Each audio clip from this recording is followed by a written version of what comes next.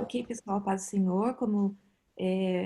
Hoje nós vamos falar sobre a prática do devocional, deixando Deus nos transformar pela renovação da mente. Opa! Então, como falando de renovação da mente, normalmente a gente já pensa, eu acho que aquele versículo de Romanos. Então é com ele que eu quero começar. Eu uso a Nova Almeida atualizada, que é a última revisão pela qual passou a Almeida. Eu não sei se todos têm, por isso eu quero apresentar para vocês aqui na tela. E vocês acompanhem comigo a leitura. Portanto, irmãos, pelas misericórdias de Deus, peço que ofereçam o seu corpo como um sacrifício vivo, santo e agradável a Deus. Este é o culto racional de vocês. E não vivam conforme os padrões deste mundo, mas deixem que Deus os transforme pela renovação da mente, para que possam experimentar qual é a boa, agradável e perfeita vontade de Deus. Romanos 12, 1 e 2. Então, dando uma olhada nesses dois versículos, o que nós temos? Nós temos um início com uma declaração teológica. Logo, olha, pelas misericórdias de Deus. Essa é a base do que eu vou falar, Paulo começa dizendo. E Paulo, ele tem todo um contexto pela qual ele vem tratando a carta aos Romanos, que é a questão da lei, a questão de como os judeus e os gentios agora pertencem a um só povo. Por quê? Porque pela morte e ressurreição de Jesus Cristo não há mais divisão entre as pessoas. Agora todos nós somos parte do povo de Deus. Então, a lei, pela questão da morte e ressurreição de Cristo, ela não serve mais como referência. Porque agora em Cristo nós temos uma nova vida, nós temos uma nova realidade. Então, quando nós chegamos nesse capítulo 12 de Romanos, Paulo faz a transição da sua explicação teológica sobre a lei e como a morte e a ressurreição de Cristo e o trabalhar do Espírito Santo no mundo, como isso agora faz com que o valor da lei seja outro. Você tem o fim da lei. Então, aqui, ele começa, portanto, eu, pelas misericórdias de Deus, eu peço aos irmãos e às irmãs que vocês apresentem os corpos como um sacrifício vivo. Daí, quando a gente vai olhar o significado dessas palavras no grego para entender do que ele está falando, sacrifício vivo. Por que Paulo está usando sacrifício vivo? Porque, como eu disse, ele já vem tratando na carta sobre a lei. Então, é uma linguagem que combina. Você está falando da lei, então você falar de sacrifício combina. Então, ele continua nessa linguagem para mostrar o argumento dele e validar o que ele está dizendo de uma maneira coerente. Então, o que é um sacrifício vivo? Daí a gente pensa, poxa, como é que eu vou me apresentar o corpo como um sacrifício vivo? O sacrifício vivo parece uma contradição, porque ele tem que estar morto.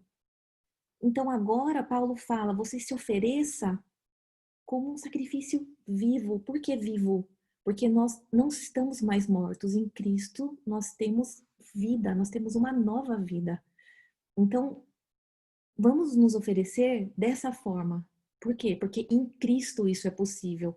Você oferecer a sua vida, você se oferecer para ter uma nova vida espiritual. E esse é o culto racional de vocês.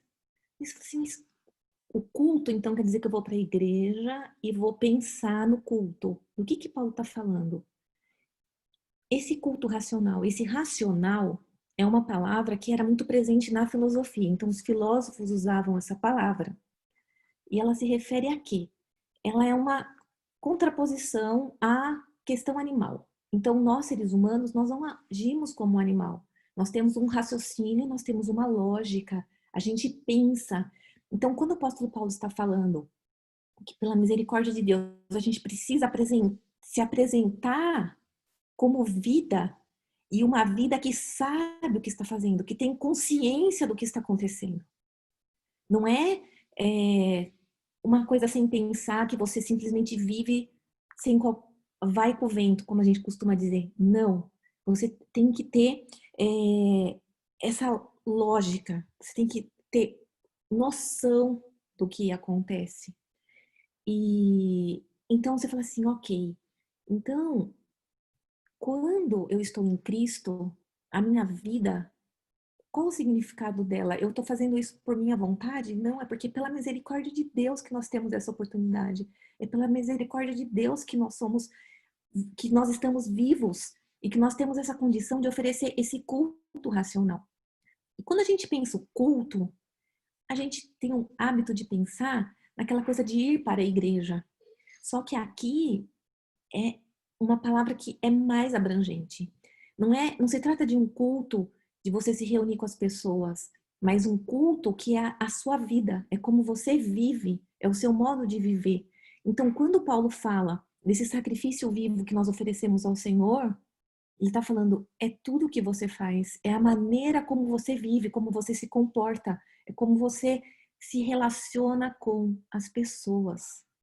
Então, servir a Deus tem um reflexo direto em como a gente se relaciona com o que está ao nosso redor. Isso é o culto racional. Então, para a gente, como eu falei, pode parecer uma linguagem um pouco diferente, mas quando os remetentes receberam essa carta, é o contexto deles. Eles estão entendendo que Paulo está fazendo essa comparação com o contexto cultural deles, está tratando principalmente por conta da lei, a questão do sacrifício do animal, e agora fala também de que a sua vida precisa andar conforme a vontade de Deus. Mas que vontade de Deus é essa? Como é que eu entendo então essa vontade de Deus? Porque você não vai se moldar com o que nós traduzimos como os padrões deste mundo. Mas no grego é simplesmente a presente era. Então a linguagem fala, olha, você não se conforma com essa presente era, mas você deixa a sua mente ser renovada. E aí você tem condições de cumprir a vontade de Deus. Então a gente vê o que Paulo está falando, Deus tem misericórdia da nossa vida. Cristo deu a sua vida e ressuscitou. Então, com essa ressurreição, nós também vivemos. E o Espírito Santo age na nossa vida. Nós temos um processo de transformação. Nós podemos, então, ter vida. E é assim que nós conhecemos a vontade de Deus. É só quando nós nos deixamos agir conforme o trabalhar do Espírito Santo na nossa vida que nós podemos, então, entender qual que é essa boa, perfeita e agradável vontade de Deus. Eu queria dar um destaque para quando Paulo fala, não se conforma com o mundo, mas você se transforma com a renovação da mente. Talvez não pareça tanto um contraste, mas isso é um contraste. Você tem um mundo em que você vive, nós temos o mundo ao nosso redor. A gente tem que ter antenado, a gente tem que ter um filtro para aquilo que não serve. Aqui em Romanos aparece nessa passagem, e em Filipenses aparece com mais intensidade essa questão de como é que a gente se relaciona com esse mundo. O que é esse mundo? Não tem só coisa ruim. Existem coisas boas que nós podemos usar e que a igreja cresce fazendo uso desses recursos. E aqui o que Paulo fala, aquilo que é muito ruim, aquilo que é podre, a gente não se conforma com isso. Por quê? Porque nós temos que ser transformados, como diz aqui no versículo. Deixem que Deus os transforme pela renovação da mente. Então a gente vê que nesse momento em que nós recebemos o Espírito Santo na nossa vida, a mente ela fala: opa, tem alguma coisa errada. Eu pertenço a Deus. Isto aqui eu não posso fazer. Isto que eu praticava, eu preciso deixar de lado. Eu preciso continuar vivendo agora na dependência do Espírito Santo. Não é mais conforme o mundo, eu vivo no automático e não vou prestando atenção. Não. Eu preciso parar e analisar, porque eu não posso me conformar, porque eu me conformar com o mundo vai atrapalhar que a vontade plena do Senhor seja compreendida por mim. Então eu não vou viver a graça que Deus quer dar para mim de maneira completa. E essa palavra renovação que aparece, a anakainosei, é uma palavra que é exclusiva do cristianismo. Então, o que Paulo está tratando aqui, ele fala, quando o Senhor opera na sua vida, existe um processo de transformação, existe uma renovação do seu modo de viver. Porque aqui no mente é um estilo de vida, a maneira como a pessoa vive. Então, quando Paulo fala de tudo que eu falei para vocês até agora, do porquê a lei não vale mais para a gente, porque nós vivemos em Cristo, quando nós vivemos em Cristo, nós vivemos também essa transformação que só é possível pelo nosso Senhor. É exclusiva, não tem outra maneira. E então são palavras criadas para ajudar a gente a entender, na verdade, os cristãos, aqueles que viviam essa nova experiência em Cristo, eles entenderam o que estava acontecendo. Então, uma construção teológica de como as pessoas devem viver. A gente tem o hábito de pensar Paulo como, primeiro ele é bem teórico, ele apresenta uma base teológica e depois ele é prático. Só que, na verdade, o apóstolo Paulo, o tempo todo, a preocupação dele é mostrar como que nós devemos viver para agradar a Deus. Então, a gente sempre tem que buscar, por mais que pareça denso, onde ele quer chegar com isso? Como é que vai ser na prática, no dia a dia, essa aplicação? E aqui a gente vê que ele mostra a exclusividade que é estar em Cristo. Você que morreu para o pecado, você que vive para Deus, e oferece o seu corpo como um sacrifício vivo ao Senhor. O seu culto é racional, a maneira como você lida com os outros, como você se comporta na sociedade, isso tudo precisa mostrar que você está vivendo a plena vontade de Deus na sua vida. E então pensando como que Paulo está tratando isso com outras coisas do livro. Lá no começo, no capítulo 1, Romanos 1, 20 e 21, naquela parte que ele fala que o poder de Deus ele se revela pela própria natureza, que a natureza, pela sua complexidade, pela sua beleza, mostra que existe um Criador por trás dela. Então as pessoas não têm desculpas depois para falar, eu não sabia que o mundo foi criado por Deus, porque a própria natureza aponta esse Criador. Ela não salva, ela não é o suficiente para mostrar o Salvador, mas ela aponta que existe esse Criador. E quando Paulo mostra isso, ele fala, o que acontece? O ser humano natural, ele tem um problema muito sério. Como fala aqui, ó, porque tendo conhecimento de Deus, ou seja, reconhecendo que o Criador está ali, não o glorificam como Deus, nem lhe dão graças. Pelo contrário, se tornam nulos em seus próprios raciocínios, e o coração insensato deles se obscurece. Então, quando Paulo vai lá no capítulo 12 falar desse corpo que é oferecido como um sacrifício vivo, que é transformado pela renovação da mente, ele está fazendo um contraponto com o que ele já falou lá no início. O ser humano precisa dessa transformação na vida dele, precisa desse encontro com Cristo, porque é da própria natureza querer se afastar do Senhor. Mas ele necessita desse novo nascimento, dessa vida, desse se apresentar como um corpo vivo. E o culto racional, então ele vai entender o que ele está fazendo. A mente dele não está mais cativa, não está mais escrava do pecado. A desobediência a Deus não mais faz parte da vida daquele que está em Cristo. Então, esses dois versículos estão em diálogo com aquilo que ele já apresentou lá no início, que ele veio desenvolvendo ao longo da carta. E também, se a gente ler uns versículos antes de chegar no capítulo 12, o apóstolo Paulo está concluindo a comparação que ele faz entre os judeus e os gentios, mostrando todo mundo precisava do Senhor. Vocês que são judeus, que acham que tem exclusividade, que o Deus é só de vocês porque vocês têm a lei, com a morte de nosso Senhor Jesus Cristo, isso não existe mais. Todos podem chegar até Deus, porque Deus encerrou todos na desobediência, a fim de mostrar a sua misericórdia a todos. Então é pela misericórdia de Deus que qualquer pessoa pode ter a sua mente transformada, aquela mente que estava confusa, que vivia perdida longe do seu Criador. E, como a gente vê no final, então, de Romanos, ele continua enfatizando essa questão da diferença entre os gentios e os judeus, como isso deixou de valer.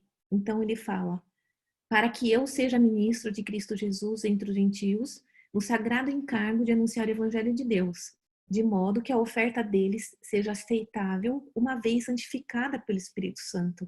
Ou seja, nós que somos gentios, por que que Deus nos recebe? Porque em Cristo nós temos essa condição. O Senhor, Deus o Pai, olha para nós com Jesus Cristo como um filtro. E a nossa vida é santificada pelo Espírito Santo. Então, aquilo que parece uma coisa, né? Ah, eu aceitei a Jesus, tá? Mas o que implica isso? O que significa esse ato de você reconhecer o seu Salvador? O que está por trás disso? É a misericórdia de Deus que nos atingiu. É o amor de Deus que nos alcançou. E é o Espírito Santo que está trabalhando na nossa vida. O nosso corpo, que é morada, é templo do Espírito Santo. Agora nós somos conduzidos pelo Senhor. E a nossa mente, é ali que as coisas acontecem. Porque quando, colocar aqui, quando nós recebemos a Cristo, é aquilo que eu até peguei a declaração de fé, porque eu sei que vocês estavam estudando a declaração de fé, para a gente ver esse ponto da salvação. Quando vocês olham na página 112, tem uma explicação. O que é uma regeneração? A regeneração é a transformação do pecador numa nova criatura pelo poder de Deus, como resultado do sacrifício de Jesus na cruz do Calvário. Essa obra também é conhecida como novo nascimento ou nascer de novo e nascer do Espírito. E, então, isso é a regeneração. Ela acontece uma vez. A pessoa chega, se entrega ao Senhor, as misericórdias do Senhor alcançam esse coração. Regenerado. Olhou, foi transformado pelo poder de Deus, que é o resultado do sacrifício que Jesus fez por nós, pela morte e pela ressurreição de Cristo. Mas, como eu disse, o Espírito Santo continua trabalhando na vida de cada um. E aí é o que a gente chama de santificação, que a gente vê nessa mesma página um pouco mais para baixo, que fala: santificação é o ato de separar-se do pecado e dedicar-se a Deus. Então, esse processo de santificação, a gente não está abandonado. Ah, já aceitei a Jesus, então agora a santificação eu vou vivendo conforme dá. Não. Da mesma forma que nós fomos tocados pelo Espírito Santo, reconhecemos a nossa condição de pecador, aceitamos a Jesus, chegamos até a cruz, nos entregamos, essa misericórdia alcançou a minha e a tua vida. Agora o Espírito Santo continua com a gente. Vamos lá. Agora você vai a cada dia se separar do pecado, se separar daquilo que atrapalha o relacionamento com Deus. O Espírito Santo vai nos ajudar a caminhar. É um processo de santificação que é progressivo. Cada vez mais a gente se aproxima do Senhor. Então, eu fiz esse quadro aqui. A transformação pela ação divina de Romanos 12, 1 e 2. Primeiro, nós recebemos esse corpo vivo, regenerado, instantâneo, aquele momento da sua salvação.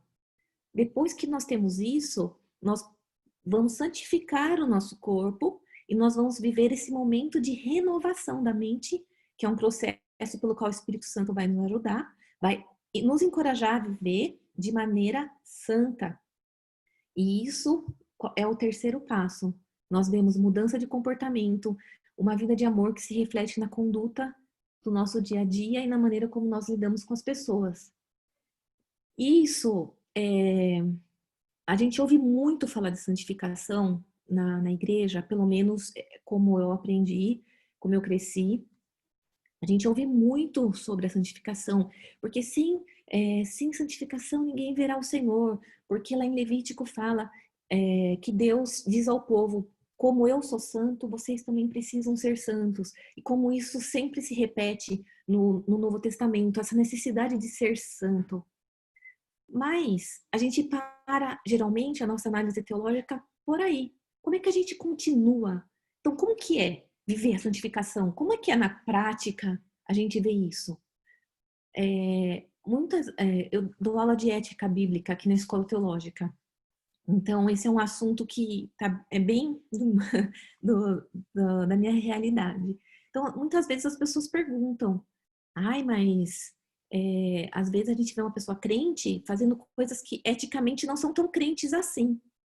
Às vezes, quando alguém aponta e fala, ai, mas essa pessoa é crente, mas essa pessoa faz isso. Então, é disso que a gente está falando. Nós, dependendo do que você faz, do seu comportamento, você não vai perder a salvação por isso. Mas alguma coisa vai ser deixada de lado. Você deixa de aproveitar alguma coisa a mais, porque não se preocupa com esse lado da santificação. Não se preocupa como isso traz uma maior intimidade com Deus. Como isso cria uma dependência nossa cada dia maior de Deus.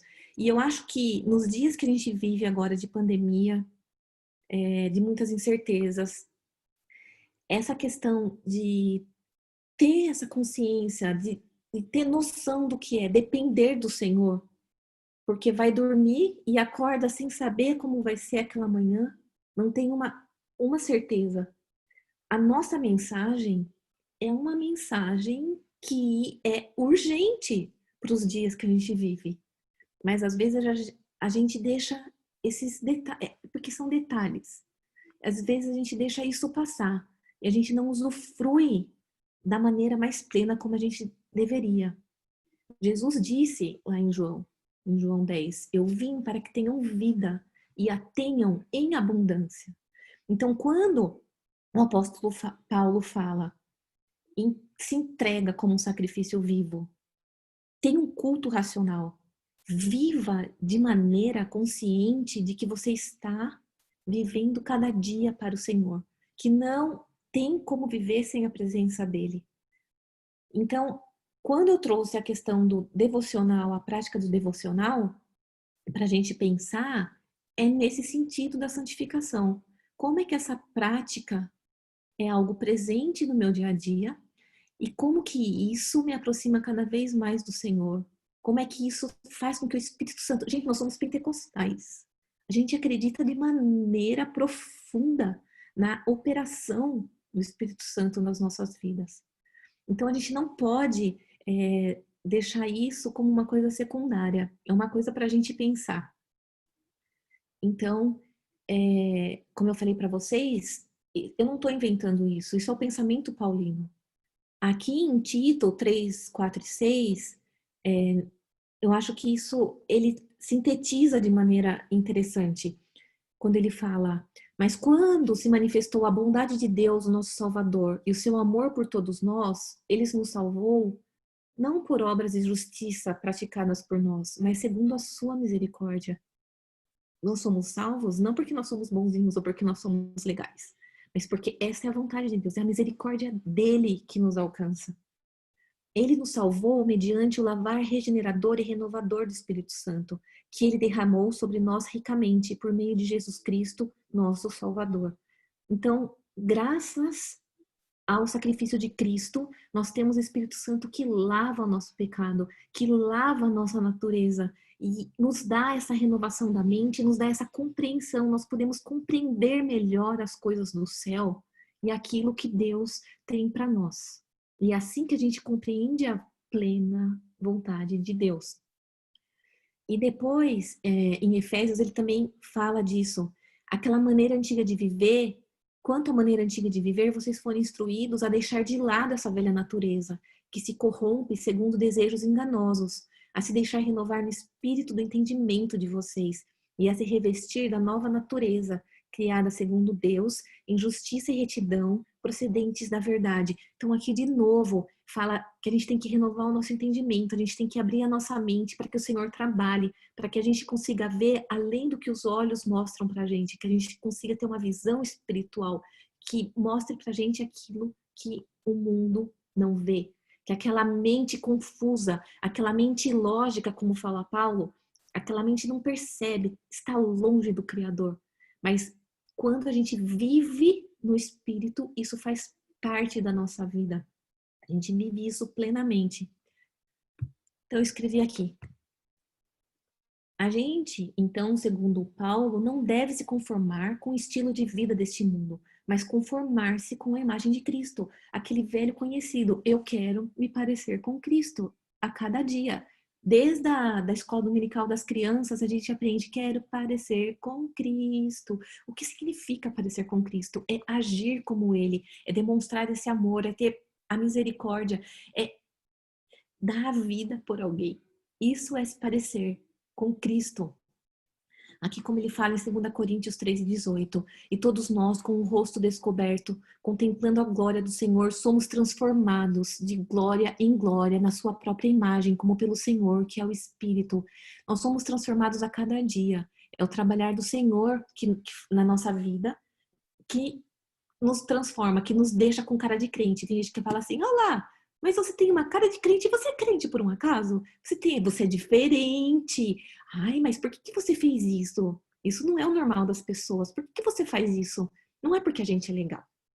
É porque é o Espírito Santo trabalhando na gente. Às vezes a gente até nem não entende porque agiu de determinada forma em determinada situação. Chega à noite em casa, você pensa assim, uau, mas por que eu respondi aquilo para aquela pessoa? Por que eu fiz tal coisa? Por que eu decidi desta maneira? Às vezes nem a gente entende exatamente o que nos levou a fazer determinada coisa, porque é o Espírito Santo trabalhando na nossa vida. E isso é reconhecido por aqueles que estão ao nosso redor. Então, quando o apóstolo Paulo fala, você tenha consciência do padrão do mundo para entender que ele não serve para você. Não é o seu modelo. Não é isso que Deus quer da sua vida. Você precisa rejeitar esse padrão. E você rejeitar esse padrão, você rejeitar determinado estilo de vida, significa que você vai viver de outra forma. Se você rejeita um, você vai ter que aceitar outro. E o que você deve aceitar? Quando uma pessoa vem para a igreja, é mais claro de entender o porquê. Porque às vezes ela vive de maneira pecaminosa, então ela precisa deixar esse pecado, essas práticas, para ter uma vida nova. Então, às vezes, sei lá, frequenta lugares que não agradam a Deus, ela deixa de frequentar tais lugares.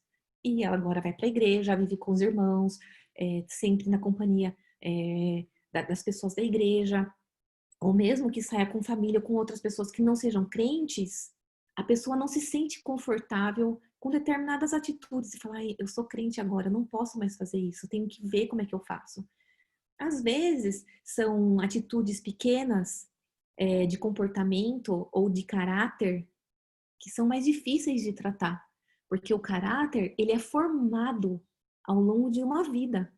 E às vezes, quando a pessoa se converte, esse caráter precisa ser transformado de maneira radical. E isso não é fácil. Nós tivemos aqui, ano passado, o pastor Jamiel, que é um psicólogo aqui de Campinas, e ele veio dar um curso para a liderança da igreja, um curso de aconselhamento pastoral. E ele falou bastante sobre essa questão dos hábitos de muitas pessoas que chegam no consultório dele. E ele vê que são problemas de hábitos ruins que a pessoa construiu desde a infância, às vezes. Então, quando ela se depara com o Espírito Santo na vida dela, incomodando, a pessoa fala, mas a vida inteira eu fiz desta forma, eu preciso mudar isso. Como é que eu mudo? Talvez para você não tenha muito sentido o que eu estou falando, mas para algumas pessoas existem alguns pontos no caráter dela, alguns pontos do comportamento que ela tem com as pessoas que precisam ser entregues nas mãos do Senhor, e a pessoa precisa ter um esforço para conseguir mudar esse hábito que ela tem. Então, por mais que ela pense que ela vai fazer aquilo sozinha, ela não vai fazer aquilo sozinha. O Espírito Santo vai ajudar ela a trabalhar nisso. E muitas pessoas passam a vida inteira lutando com determinados pontos da sua vida e entrega na mão de Deus para Deus ir moldando. Às vezes Deus faz de um jeito, faz de outro. O apóstolo Paulo pediu para que ele tirasse o espinho da carne e Deus respondeu para ele: a minha graça te basta, não vou mexer nisso. A gente não sabe exatamente o que é, mas o que a gente sabe é que nada é impossível para Deus. Que aquilo que vai atrapalhar, que a gente pensa que está atrapalhando, que a gente tem que entregar constantemente na mão de Deus, que se não for mudar, ele vai dar força para a gente conseguir lidar com aquilo no dia a dia. Isso é dependência de Deus. E você precisa de uma maturidade espiritual para conseguir entender quando Deus está trabalhando na sua vida nesses pontinhos problemáticos. Então, essa mudança de natureza que Paulo fala, essa renovação da mente que vai acontecendo, que vai transformando a nossa vida, na vida do novo convertido parece que é mais fácil de enxergar. Mas na vida daqueles que são crentes já há muito tempo, às vezes é mais difícil, porque a gente se acomoda, senta e pensa que não precisa mais fazer uma autorreflexão daqueles pontos que precisam ser mudados. Ah, eu já estou salvo, a gente se acostuma, a gente se senta. Mas aqui, quando o Paulo está falando, não está falando, ó, é só para novo convertido. Não é para todo mundo. A vida do cristão, a gente não pode esquecer. Nós somos um sacrifício vivo. O nosso corpo está vivo. Nosso espírito sobrevive. Nós temos uma vida eterna. Não é por nossa conta, mas é por conta do sacrifício de Cristo. E é isso que nos dá motivo para levantar. É isso que nos motiva a viver a cada dia, porque nós estamos caminhando para o céu. Então, quando a gente pensa dessa forma, no pensamento paulino, a gente entende, não é só para o novo convertido. Aquele também que está mais tempo na igreja, a gente precisa criar essa prática de autorreflexão e ver onde é um ponto problemático e sempre entregar para que o Espírito Santo nos ajude a trabalhar com isso, a lidar com essa situação. Por quê? Porque fazendo isso, nós nos aproximamos mais do Senhor. Nós confiamos mais no poder que Ele tem sobre a nossa vida. Nós temos mais firmeza espiritual. Então, eu escrevi aqui, ter consciência do que é o estilo de vida que você vai viver, daquilo que você vai praticar e exercitar. Isso pode parecer meio estranho. Nossa, como que a gente exercita? Ah, eu percebo que eu tenho um problema. Eu vou dar um exemplo que eu dei outro dia na escola dominical. Joguinho de celular. Às vezes Candy Crush, ou é de cubinho, algum joguinho de celular. Ou às vezes é um jogo que não é nem de celular, algum tipo de coisa que prende o seu tempo.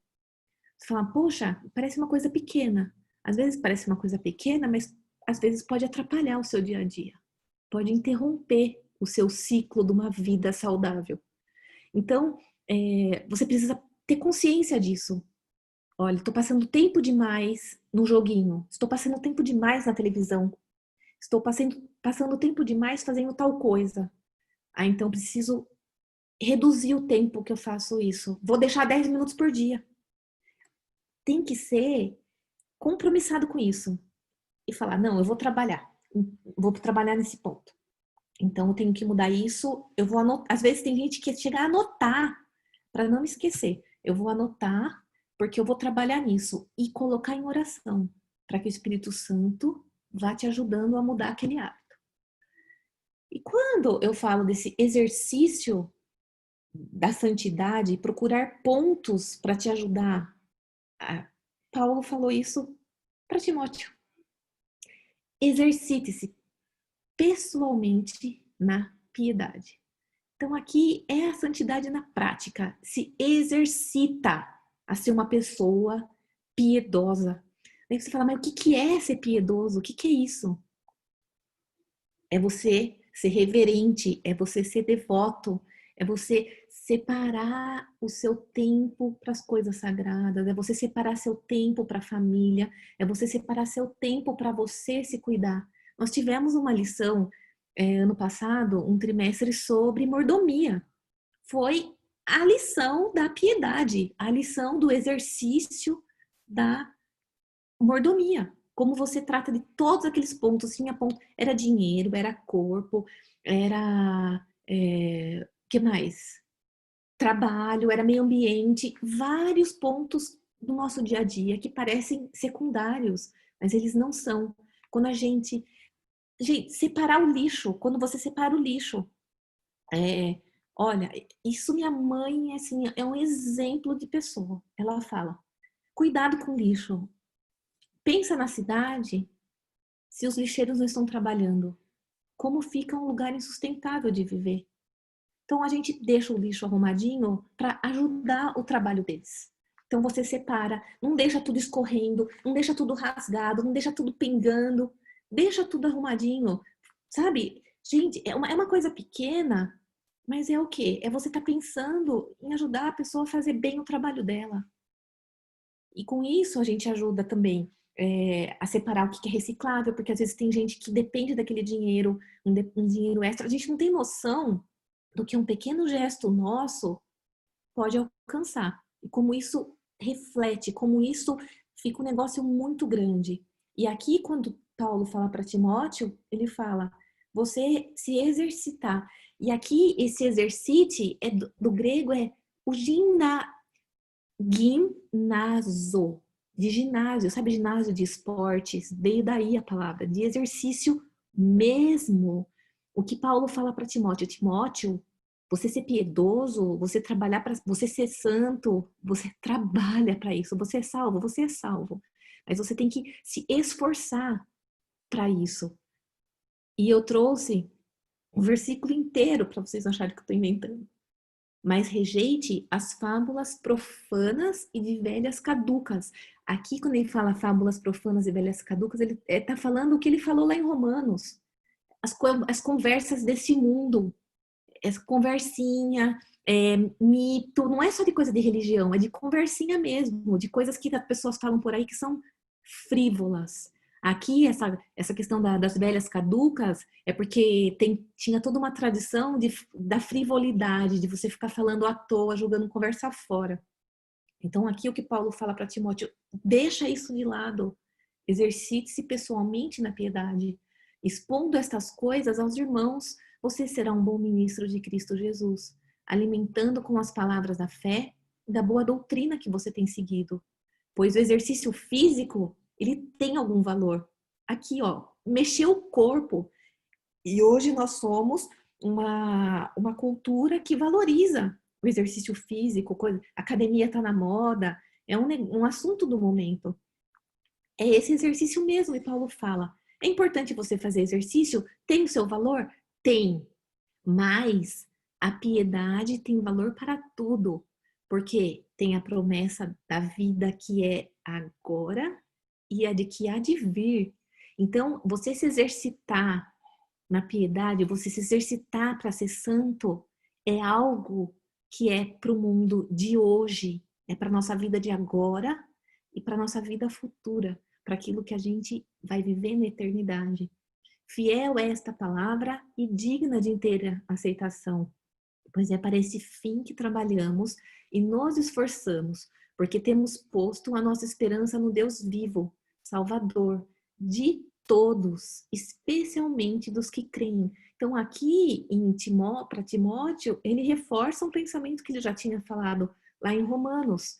Então, essa questão da mente renovada, de se preocupar como você vive, ter um culto racional. Aqui continua, só que aqui ele já usa uma outra linguagem, que ele usa a metáfora do esporte, do exercício físico, do mexer o físico, mas também do exercitar a devoção, a sua santidade, não deixar a santidade como secundário, pelo contrário.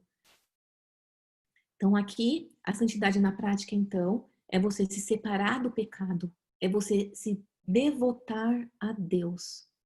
E é engraçado, eu não sei para vocês, mas geralmente quando eu escutava muito essa coisa, ai, vou ser devoto de Deus, vou me dedicar a Deus, parece conversa de padre, conversa de freira, parece que é uma coisa de gente que se fecha no mundo e vive ali dentro daquelas quatro paredes. E aqui o contexto de Paulo, não tem nada de quatro paredes. É interessante porque lá em Romanos, quando ele continua o capítulo 12, capítulo 13, capítulo 14, ele vai mostrando o que significa essa vida devota a Deus. É amar uns aos outros, é sofrer com quem sofre, é chorar com quem chora, é se alegrar com quem se alegra, é se sujeitar aos governantes, é ser submisso. E ele dá uma lista muito grande de como a gente vive uns com os outros. Então, a devoção a Deus, essa vida, essa santidade na prática, é muito mais presente do que a gente pensa quando a gente pensa só teologicamente como uma coisa, um estudo teológico e fica aqui para a gente ficar pensando e discutindo e tendo uma reflexão. Não, ela tem uma aplicação prática que deixa essa teologia muito mais gostosa a gente se aprofundar. A gente dá corpo para isso que a gente está lendo. Aqui, o que é então o devocional? O que é o devocional? O devocional é um tempo em que a pessoa crente separa para exercer alguma atividade em dedicação a Deus. Eu coloquei aqui alguma atividade, mas eu trouxe uma lista. Deixa eu colocar aqui para vocês verem o tamanho da lista. Por que eu coloquei? Opa, essa aqui tá errado. Bíblia, oração, adoração, jejum, serviço, compartilhando o evangelho, mordomia, silêncio, solidão. O que são essas atividades? São práticas espirituais que a gente dedica a Deus. E, acredite, todas elas estão na Bíblia. Porque nós podemos criar algumas atividades. Tem muita gente que cria. Eu vou me dedicar a Deus, então eu quero cuidar das plantas. Eu sei que eu falar com as plantas é uma maneira de me dedicar a Deus. Tá, mas eu não vi nenhuma passagem bíblica em que as pessoas estão dedicando seu tempo a Deus cuidando da planta. Então, para não cair na armadilha de fazer que tudo é aceito, a gente tem que colocar um limite. Então, eu coloquei o limite do que a Bíblia está ensinando para gente. Porque, voltando na nossa declaração de fé, lá no primeiro capítulo sobre as Escrituras, fala que a nossa declaração de fé é esta: cremos, professamos e ensinamos que a Bíblia Sagrada é a palavra de Deus, única revelação escrita de Deus dada pelo Espírito Santo, escrita para a humanidade e que o Senhor Jesus Cristo chamou as Sagradas Escrituras. E depois, cadê? Aqui no cremos, ela é a única regra infalível de fé e prática para a vida e o caráter cristão. Então, se na nossa declaração de fé, se teologicamente nós expressamos que a Bíblia é o nosso guia prático de vida, como é que a gente está, então, usando... nossa, como é que eu risquei aqui? Então, como que a gente está usando esse texto bíblico para viver? Por isso que eu coloquei essa lista, que nós vamos ver depois uma por uma, que são práticas que a gente vê dos personagens bíblicos fazendo, como devoção a Deus. Então, o que implica o devocional, quando a gente pensa no devocional? Que eu falei que geralmente a gente usa essa palavra para quando tem uma reunião e a gente vai fazer uma meditação na palavra de Deus antes de começar a reunião. Tá, vamos expandir o que é devocional. Quais são os temas envolvidos? A disciplina, o tempo, o espaço e a atividade que a gente vai fazer. Por que são esses os temas envolvidos no devocional? Porque quando você vai fazer devocional, que é o tempo que você dá para Deus, fazendo alguma coisa, você tem que ter uma disciplina para fazer isso. Eu vou me dedicar a Deus, eu vou ler a Bíblia todos os dias. Você tem que ser disciplinado para fazer isso. Eu vou orar todos os dias. Ou uma prática que exige bastante na questão da oração, a questão da vigília, você acordar de madrugada. Então a gente tem uma disciplina para aquilo que a gente vai entregar para Deus, porque a gente está comprometido com aquilo, é um compromisso que a gente tem. Então, quando a gente tem essa disciplina de fazer essa atividade, a gente tem a perseverança também, de não desistir, de sempre fazer aquilo. E o tempo? Que tempo que eu vou separar para fazer, para desenvolver essa minha prática do devocional? Você precisa separar. Igual eu falei, tem que ser intencional, porque senão você, ai, depois eu faço, ai, depois eu faço, ai, opa, passou o dia inteiro, eu não. Ou a prática do jejum. Aí eu vou jejuar. Tá, mas como você vai jejuar? Depois eu penso. Só que o jejum, você tem que programar como você vai fazer. Tem a hora de começar, se vai ser parcial, se vai ser se vai ser completo, se vai ser parcial, que horas começa, que horas termina, se você vai fazer de dias, se você tem um acompanhamento médico, se não é, você vai se organizar para fazer um jejum. Você tem um propósito no seu jejum. Qual que é o propósito do seu jejum? Então você precisa organizar o seu tempo para isso. Você trabalha, aí eu trabalho de tal a tal hora e eu preciso ver em que momento eu consigo separar para Deus. Você vai precisar pensar na sua rotina como é que você separa esse momento. Então, você tem que pensar. E hoje em dia, o tempo é uma coisa tão chata que parece que consome a gente. Parece que ele some rapidinho. E o espaço? Onde você vai fazer o seu devocional? Na sua casa, no seu quarto, na cozinha, no ônibus indo para o seu trabalho, dirigindo? Que espaço? Como? Pensa nisso. A escolha da atividade. O que você vai fazer? Cada pessoa tem uma personalidade. Cada um tem mais habilidade para uma coisa do que para outra. Então escolha o que você vai dedicar ao Senhor. O que você vai fazer como uma maneira que você vai ser mais sensível ao que o Espírito Santo está falando com você, em que você sente Deus trabalhando na sua vida. Daí eu coloquei aqui, disciplinas espirituais. Elas são chamadas de práticas espirituais. Essas atividades que a gente escolhe fazer. Tem esses nomes. Elas são disciplinas porque nos treinam para uma vida centrada em Cristo, na confiança e dependência de Deus em qualquer circunstância.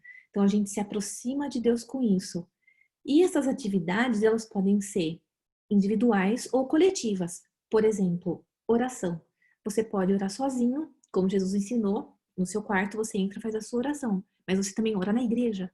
Você participa das vigílias, você participa do círculo de oração, de campanhas de oração. Então, ela não é só uma atividade individual, pode ser coletiva também. Leitura da Bíblia, você pode ler sozinho, como você pode ler também em grupo. O culto, ir à igreja.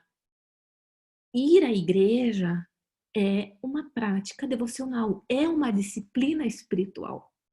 Porque tem gente que não consegue ir todos os cultos, não, ai, tô com preguiça de hoje, ai, eu tô com frio, ai, eu não sei. Sempre tem algum motivo que atrapalha a pessoa de ir ao culto. Para algumas pessoas, isso é até impensável, não ir ao culto. Mas para outras pessoas é a coisa mais difícil do mundo criar o hábito de ir para a igreja. E isso é importantíssimo para a vida cristã. Você pertence ao corpo de Cristo, você convive com aquelas pessoas que também servem a Cristo, você cresce e amadurece espiritualmente ali com aquelas pessoas. É muito importante isso. Daí eu coloquei uma atenção. Por que uma atenção? Porque a gente fazer essas atividades, a gente se santificar, ela não é para ser um negócio de esforço pessoal ou de autorrealização. Não é para você fazer uma lista e falar, oh, eu fiz. Não. É para nós nos aproximarmos mais de Deus. É para nós termos mais dependência de Cristo. É para a gente experimentar a vida plena de que Jesus fala. Porque tem gente que usa isso só como uma meta. Coloca como uma lista e vai. Vira um ritualístico, vira uma pessoa que simplesmente tem uma aparência de piedade porque faz aquela lista toda. Lê a Bíblia, ora. E Jesus criticou isso. muito. Os fariseus. Os fariseus viviam dessa forma.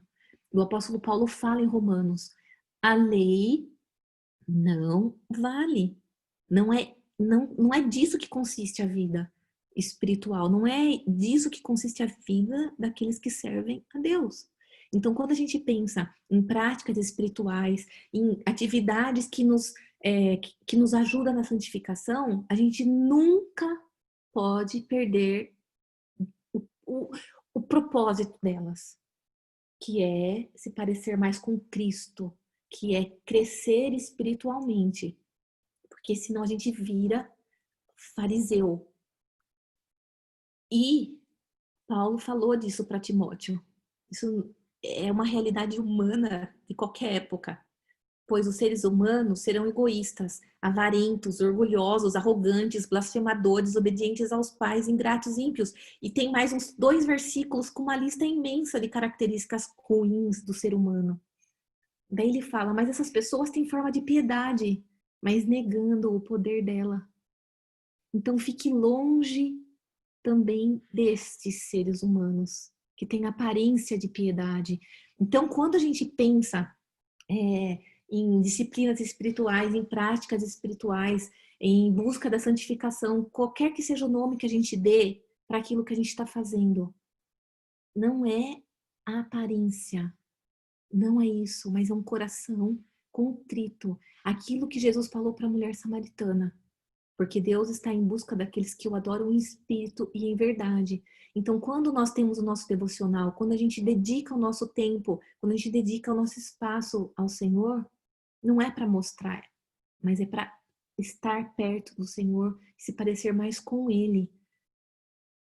Então, aqui eu coloquei essa lista e tem os versículos em que aparece a questão da Bíblia. A Bíblia, a gente pensa só na leitura, mas ela pode ser lida, meditada. Você estuda a Bíblia, você memoriza versículo, guardei a tua palavra no meu coração para não pecar contra ti. A prática da memorização. Jesus, quando estava no deserto sendo tentado por Satanás, ele usou da memorização. Olha ali Jesus, o nosso exemplo. Se a gente quer parecer como Jesus, então vamos olhar como Jesus vivia. Ele jejuava, ele foi sozinho para o deserto orar. Você sempre vê, e eu coloquei aqui, é o último item, silêncio e solidão, que é uma prática que eu acho que não é muito comum entre nós. Separar-se um pouco, ficar um pouquinho quieto num canto, meditando, ouvindo o que Deus está falando no silêncio, orar no silêncio. Isso é muito bíblico. Jesus fazia muito isso. Aqui eu coloquei Mateus 4:1, 14:23 e outras passagens. Isso aqui é uma lista pequena porque senão não ia caber, ia ficar um slide gigantesco, todo horroroso. E depois lá em Tiago também, Tiago fala da questão da língua, da conversinha, uma coisa que a gente quase não gosta de ficar falando. Quando a gente pratica o silêncio e a solidão, quando eu digo solidão, não é você se isolar das pessoas, ficar jururu, não é isso, mas um momento para se retirar, para pensar, para ter essa comunhão com Deus de outra forma. As pessoas que têm problema com ficar falando muito da vida dos outros ou fala muito, a prática do silêncio é uma prática recomendada. É um hábito a ser mudado, o não ter controle da língua. Como você controla a língua? Uma prática é a prática do silêncio. É meio, né, meio louco pensar nessas coisas. Como é que pode a gente pensar, gente, isso é bíblico.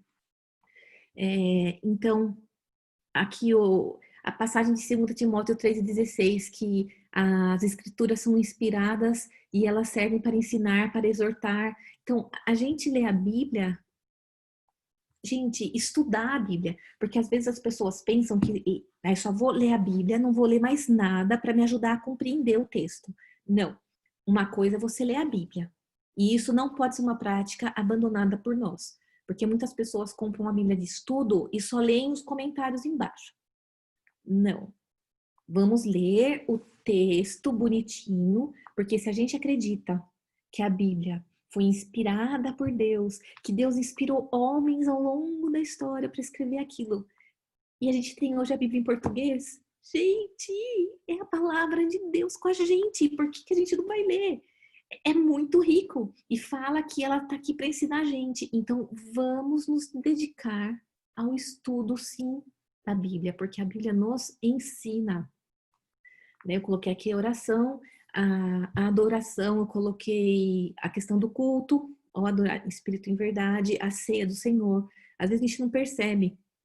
No Antigo Testamento, sempre eles tinham muitos feriados, muitas festas. E como que eles eram gratos a Deus? Como eles adoravam a Deus? Na mesa, comendo com a família. Era um momento de reunião, momento de alegria compartilhada. Hoje a gente faz isso no culto. A gente tem um momento de alegria com os irmãos, onde a gente desfruta ali daquele momento. É um momento de adoração. Então, estar ali, se envolver com as atividades, isso é uma prática importante na vida do cristão. É uma maneira de nós nos santificarmos, nos aproximarmos mais de Deus, é uma maneira de rever como a gente tem a conduta em relação ao outro, se a gente respeita, se a gente não respeita, aprender a amar uma pessoa, a ver que ela é mais do que os defeitos dela, e que se Jesus morreu por ela, por que que eu não vou fazer um esforço para aprender a amar e a perdoar? Daí o outro ponto é o serviço e a mordomia, que a gente viu bastante no outro trimestre, e compartilhando o evangelho. Eu não quis colocar o evangelismo, porque aqui no compartilhar o evangelho, como eu citei Efésios 4, 11 e 12, além do evangelizar, você também tem os professores, os pregadores. Então, o evangelismo, ele não só você está crescendo espiritualmente, porque você confia naquele Deus e você está falando dele para outra pessoa, mas quando você ensina aos outros também. E isso também você está compartilhando o evangelho por meio do ensino. E para a gente terminar, então eu só quero rever algumas coisas que a gente já falou. Então, quando a gente volta lá em Romanos 12, 1 e 2, quando a gente fala da renovação da mente, a gente está falando de de mudança de hábitos. Então, a gente absorve conceitos novos, novos padrões de vida, novos estilos de vida, mas esses novos que a gente aprende são novos que nos levam a uma vida mais santa, para que a gente se aproxime do Senhor. Então, essas práticas espirituais, de leitura da Bíblia, oração, adoração, jejum, serviço, compartilhar o evangelho, mordomia, silêncio e solidão, todas essas práticas fazem com que os nossos hábitos mudem. E a gente, mudando hábito, nós mudamos o nosso caráter, porque nós vamos agir de outra forma.